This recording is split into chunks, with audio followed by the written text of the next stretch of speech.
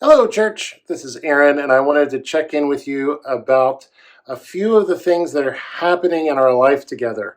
I wasn't quite sure how to cover all of this, so I thought I'd give you a scary tour of my brain by way of a whiteboard. So here we go. We're going to look at this whiteboard together. All right. So we're going to start with worship, and we are worshiping on the inside. And I don't just mean on the inside of your spirit, but on the inside of our building. So we're worshiping together inside the church. And there are a few pieces of that I want you to be aware of. First of all, it's COVID, still COVID time, and so we are continuing to mask and to social distance. We've moved the pews. In fact, I just came from adjusting the pews again, both to create more seating, but also continue having social distance space. Our doors will continue to be open for airflow, even as it gets chillier. Hopefully, we can keep the doors open as long as possible to let air move through our sanctuary space. Next, I want to talk about music. Our goal for our music is that we would make music together as a community. That's our goal. What we do is for music and how that music feels and looks and sounds, that will change and morph over time, of course. But our goal with all of our music is that we would make music together as a community, because music makes community. That's what music does. Part of all of that, and not just with our music, but with all of our worship, is that we are going to be open and experimental, meaning we're going to try new things. Some of those things will work and we'll love it and it'll be beautiful. Some of them, they may not work so well. And we'll just learn from that and keep moving. Now, one other piece about worship that I know some folks have been asking is 2 services. I know the tradition at St. Jude's was to have 2 services, an 8 and a 10:30. Throughout COVID, we've been worshiping at one service online and on campus at 9:30, which is what we're doing now. But what about 2 services? Are we going to do that? Well, the answer is yes, but not yet. Our new goal for moving back to 2 services is January 16th. And as I shared in a previous video and in a couple other settings, a big part of that is wanting to make sure we keep our volunteers sane. I love our volunteers. They make what we do together happen. They make the life of St. Jude's work. And so I don't want to overextend our volunteers. And so, yes, we will move to 2 services on January 16th, but not yet, not until January. So that is worship on the inside.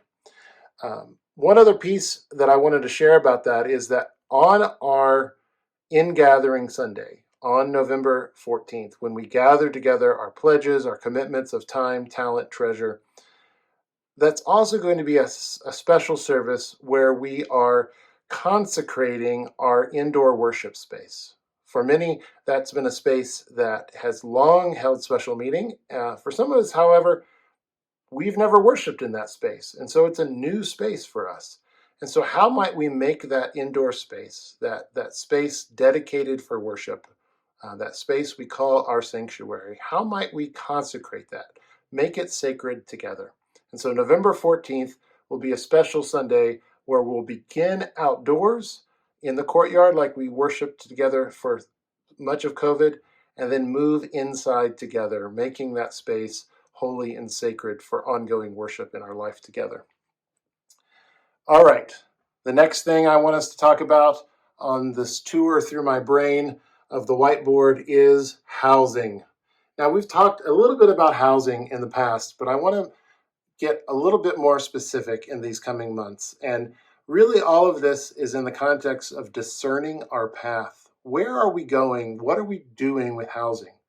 Now, for some, you will know that conversation as it relates to clergy housing. It's been a conversation I know that's been afoot at St. Jude's in the past, but it also involves affordable housing.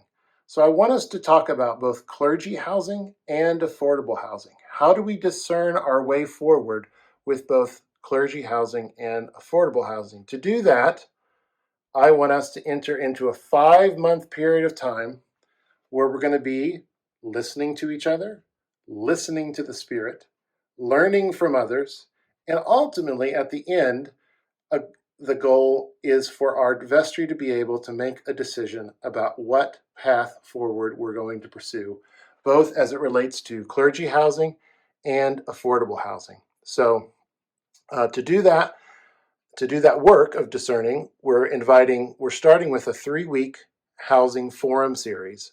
Life Moves, which is a homelessness organization that helps get folks out of homelessness, Cupertino for All, and Destination Home. All 3 of those organizations will be with us in those first 3 weeks of November 7th, 14th, and 21st, to talk about their work so we can all learn how housing, especially affordable housing, is being worked on in our area, and with the hope that as St. Jude's, as a faith community, we can decide what we want to do about it. Now, shifting gears a little bit and getting a little bit more theoretical, this is something that we have been focusing on with our ministry leadership team, and that our ministry leaders are our sources of transformation. I'll probably talk about this more in the coming weeks. I don't want to take too much time in the rest of this video to do it, but I want to give you a quick preview. A big part of our Anglican tradition, even the Christian tradition as a whole, has been these 2 Latin phrases, lex orandi, lex credendi. Roughly translated, the way of prayer is the way of belief, or how we pray shapes how we believe. And this came from centuries ago, through the Roman Church, through the Anglican Church. There's Greek Orthodox versions of this as well. I and others like to add a lex vivendi.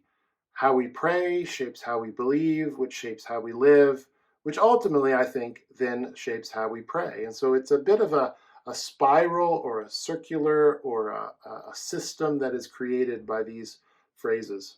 Now, what does that look like in the life of our community?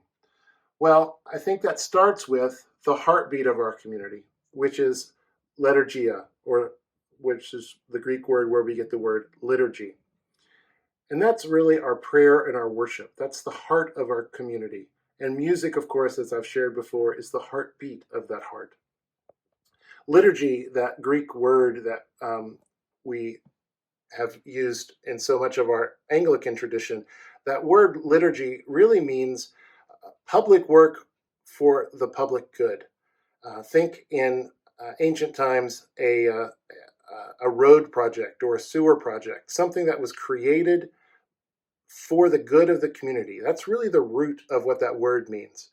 We use it to think of our texts and our prayers and our music that we sing, but really the word liturgy, the act of liturgy, our prayer and our worship, is a public act. It's a public act for the good of the polis, for the city, for the people in an area. And that's what our liturgy does. That heartbeat connects with the other sources of transformation. Our koinonia, that sense of fellowship and community, how we care for one another. That connects with our diaconia, which is where we get the word deacon or diaconate, which means to serve. Our action, our service, our social justice, our outreach, how and where and in what ways do we serve and take action in the world? And then study and learning, didaconia, which is where we get the word didache or didactic. It means teaching. It means learning. How do we engage the activity of our mind and our hearts as we learn together? And of course, all of these, you can see all my little arrows, they all connect with each other. They all work in a system from the heartbeat of our community and prayer and worship to all of those things. And all of those ways function as sources of transformation in our life together. All right, so that's sort of a deep dive through my brain as represented on our whiteboard, which is some of the stuff we're up to right now in our life together as a St. Jude's community. All right, See y'all in worship.